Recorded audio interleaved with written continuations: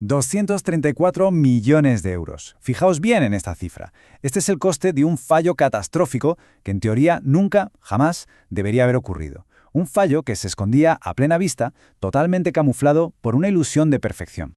Y aquí viene lo más increíble de todo. Su origen. 1847 páginas de documentación de ASME. Todo estaba validado, aprobado por la NRC sin una sola pega, y con un programa de calidad que era la envidia del sector. Vamos, que sobre el papel era a prueba de balas, pero la realidad, como veremos, tenía otros planes. Pues sí, esta documentación, que parecía a la perfección hecha a papel, ocultaba un fallo garrafal en el análisis de fatiga que acabó forzando la parada de una central nuclear. Bienvenidos a este análisis sobre el fracaso de los 234 millones de euros. Hoy vamos a desentrañar cómo la documentación más rigurosa del mundo puede en realidad ser una bomba de relojería que pone en jaque la seguridad de todos. Este es el penúltimo episodio de nuestra serie sobre documentos regulatorios. Y si sois de los que pensáis que la integridad en la ingeniería no es negociable, quedaos conmigo, porque lo que vamos a descubrir hoy es absolutamente fundamental. En los próximos minutos, este es nuestro plan de vuelo. Analizaremos el fallo, los códigos que debían haberlo prevenido, veremos el brutal choque entre la realidad y los papeles, diseccionaremos el desastre y, lo más importante, terminaremos con un protocolo para que algo así no se vuelva a repetir. Vamos a empezar por el principio. ¿Cómo es posible que se llegara a este desastre anunciado? Pues mirad, para entender el fallo, primero tenemos que entender las reglas que se rompieron, incluso cuando todo el mundo pensaba que se estaban cumpliendo al pie de la letra. Pensemos un momento en esto. ¿Qué son, en realidad, la sección 3 de ASME o la regulación 10 CFR 50? No son simples documentos, no. Son, literalmente, la barrera entre que todo vaya bien y una posible evacuación a gran escala. Y aunque parezca increíble, muchos expertos dan por hecho que cumplir con el papel es suficiente. Vamos a ver por qué esa forma de pensar es tan peligrosa. Para entender la magnitud de este fallo, primero hay que entender las reglas del juego. No se puede comprender el desastre sin conocer los cimientos sobre los que se construye toda la seguridad nuclear moderna. Empecemos con ASME. Son las siglas de la American Society of Mechanical Engineers. Pero en el mundo nuclear, esto es mucho más que una asociación. Es, sin exagerar, la Biblia de la ingeniería nuclear. Su objetivo no es una simple recomendación, es una promesa grabada en acero. Este componente no va a fallar bajo ninguna condición nuclear que se pueda prever. Vámonos un momento a los años 50. La era nuclear está naciendo, una tecnología con un poder sin precedentes. Pero, ¿sabéis qué? Se está construyendo con las reglas de siempre, con estándares de ingeniería convencionales. Claro, no tardaron en darse cuenta de que esas reglas no servían para algo tan potente y potencialmente peligroso. La industria exigió un nuevo manual, uno escrito desde cero para los desafíos nucleares. Y de ahí nació una filosofía que lo cambió todo. La protección del público es la prioridad absoluta. Y aquí está la clave de todo. Un fallo convencional, bueno, es un problema, claro, y cuesta dinero. Equipos rotos, producción que se para. Pero un fallo nuclear, eso es otra liga. Hablamos de una posible fuga de radiación, de evacuaciones masivas, de un daño medioambiental que puede durar generaciones. En un sector, la economía es un factor clave. En el mundo nuclear, la seguridad pública es absoluta. Y punto, no hay debate.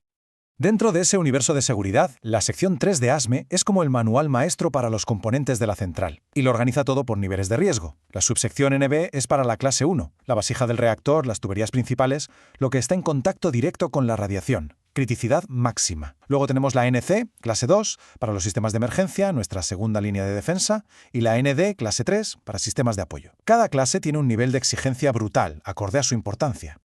Pero de todas estas páginas y reglas, hay una parte que es el corazón de nuestra historia, el apéndice 3, el análisis de fatiga. Su única misión es evitar que la vasija de presión se agriete y se rompa por el estrés de los miles de ciclos de calor y presión a lo largo de su vida. Es un cálculo para predecir el futuro y garantizar la integridad durante décadas. Si este apéndice falla, todo el sistema falla. Y como vamos a ver, eso fue exactamente lo que pasó. Y para asegurarse de que todo esto se cumple a rajatabla, está la NRC, la Comisión Reguladora Nuclear de Estados Unidos, un referente mundial. No es un simple auditor, es la autoridad absoluta.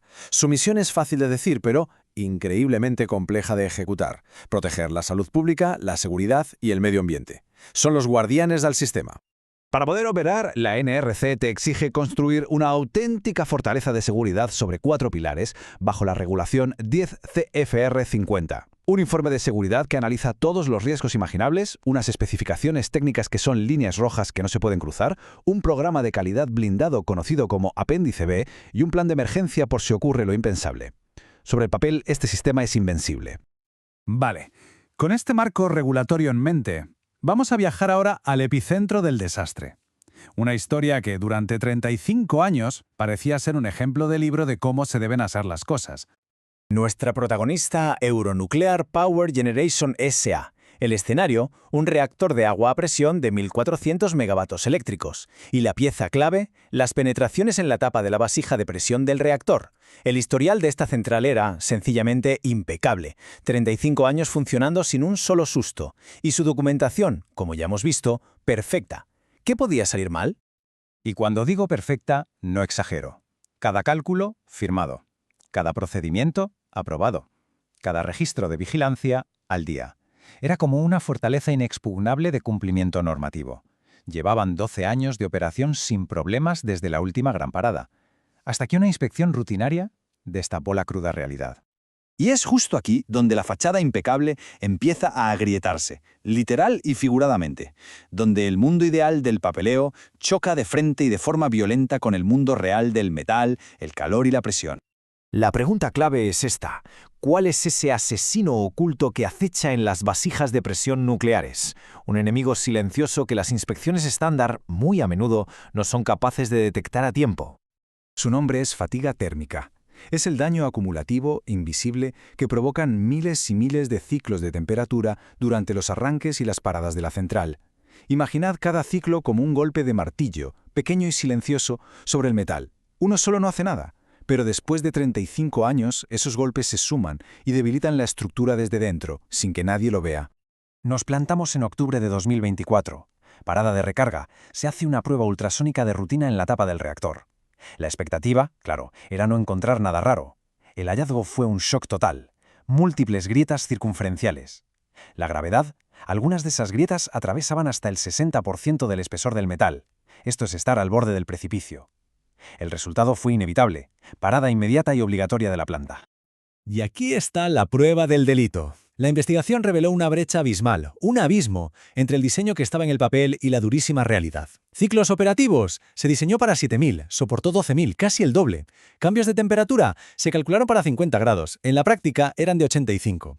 Y lo peor de todo, la estratificación térmica, un fenómeno que causa un estrés brutal, ni siquiera se había tenido en cuenta en el análisis original. La documentación no valía ni el papel en el que estaba escrita. Y esta es la conclusión más devastadora. El epicentro de todo este análisis. El cálculo de fatiga del apéndice 3 de ASME era matemáticamente perfecto.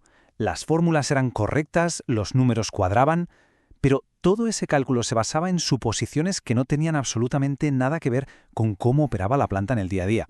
El cumplimiento normativo era una simple fachada que escondía un peligro real e inminente. Ahora, vamos a analizar el efecto dominó de todo esto. ¿Qué ocurre cuando un fallo que según los papeles es imposible se convierte en una realidad que no se puede ignorar? El coste financiero fue simplemente astronómico, 234 millones de euros. Y si lo desglosamos es aún peor, casi 90 millones solo para comprar energía en otro sitio y evitar apagones. Más de 67 millones en reparaciones y reemplazos. Y casi 24 millones en análisis forenses e inspecciones para entender qué demonios había pasado. Cifras que marean. Pero el dinero fue solo el principio del desastre. La red eléctrica perdió de golpe una fuente de energía masiva. La barrera de seguridad más importante de la central, la que nos protege de la radiación, estaba rota. La confianza del público en la tecnología nuclear, que es fundamental, se hizo añicos. Y las alarmas de emergencia sonaron en la comunidad, sembrando el miedo. Un fallo en un papel se convirtió en una crisis social. Y ahora agarraos, porque viene la revelación más escalofriante de todas. La investigación posterior sacó a la luz un correo electrónico. Un ingeniero estructural, 18 meses antes de la parada, había avisado. Había expresado su preocupación por el riesgo de fatiga y recomendó mejorar la monitorización. La respuesta oficial de la dirección fue esta, y es textual. El cumplimiento de ASME es adecuado para cumplir los requisitos regulatorios. Y con eso, carpetazo al asunto. Se ignoró la advertencia. Es que es increíble. Si creéis como nosotros que la seguridad pública nunca puede estar por debajo de la burocracia o de la complacencia, hay que suscribirse ahora mismo. Es vital apoyar estos análisis para que errores así no se vuelvan a cometer nunca más. Y aquí está la ironía más cruel, la prueba definitiva de una decisión nefasta. El coste de haber escuchado a ese ingeniero, de haber puesto en marcha un programa de monitorización mejorado, 1.200.000 euros. El coste de no hacerlo fue de 234 millones. 195 veces más caro. Y eso sin contar el daño a la confianza pública. Una decisión que no solo fue negligente, fue económicamente desastrosa. Pero no podemos quedarnos solo en lamentar el desastre. Después de una crisis como esta, la única respuesta válida es aprender y cambiar las cosas de raíz. Así que pasemos del problema a la solución. ¿Cómo se evita que esto se repita? Pues con un protocolo de integridad real. Primero, el análisis de fatiga debe ser un documento vivo, que se actualice constantemente con datos reales de operación, no una foto fija del diseño inicial. Segundo, hay que implementar monitorización continua y análisis predictivo para adelantarse a los fallos. Tercero, los reguladores tienen que exigir criterios de seguridad dinámicos, que evolucionen con la planta. Y cuarto, y esto es crucial, la industria debe colaborar compartiendo datos de fallos de forma transparente. La seguridad no puede ser una ventaja competitiva. Si vais a implementar una monitorización mejorada en vuestros proyectos, sea cual sea el sector, comentad integridad real para mostrar ese compromiso. Si nos tenemos que quedar con algo de esta historia, que sea esto. Primero, cumplir con las normas en un papel no significa que la estructura sea segura en el mundo real. No son lo mismo. Segundo, la documentación no puede ser un archivo estático guardado en un cajón. Tiene que ser un sistema vivo. Y tercero, y más importante, con la seguridad pública no se juega. La decisión más conservadora es siempre la decisión correcta. Ya hemos visto cómo el cumplimiento perfecto de la normativa nuclear casi provoca una catástrofe, pues para el gran final de esta serie cambiamos de sector, pero el problema es calcado. ¿Qué pasa cuando la documentación del RGPD es deficiente, el tratamiento de datos se vuelve ilegal y la multa asciende a 156 millones de euros? Pero antes de irnos os dejo con una última pregunta para reflexionar. ¿Qué os impacta más? ¿El coste de 234 millones de euros o el simple hecho de que la seguridad de todos estuviera en riesgo por una brecha entre una hoja de cálculo y la realidad? Dejad vuestra opinión en los comentarios. No os perdáis por nada del mundo el gran final de la serie, donde veremos un fallo de documentación con consecuencias devastadoras para la privacidad de millones de personas. Hay que suscribirse para no perdérselo, compartir este análisis para promover una cultura de integridad real y nos vemos en el próximo análisis.